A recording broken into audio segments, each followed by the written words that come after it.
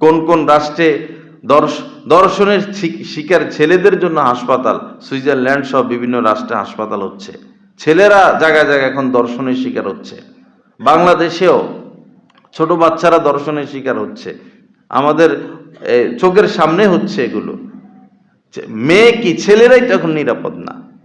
আপনার ছেলে 18-20 বছর একটা বাচ্চার সাথে ঘোরাফেরা করে, আপনার ছেলেও তো নিরাপদ না।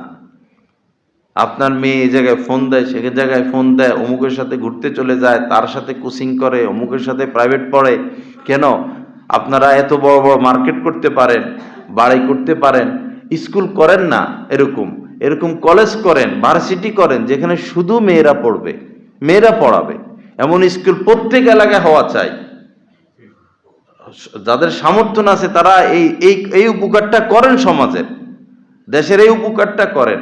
আপনি একটা স্কুল করেন, খুব ভালো পড়াশোনা, পুরাটা যেগুলো স্কুলে প্রাইমারিতে পড়া, স্কুলে পড়া, এগুলোই পড়াবেন, তবে শুধু মেয়েরা পড়বে, শুধু মেয়েরা পড়াবে, এবং পোশাক থাকবে ইসলামে।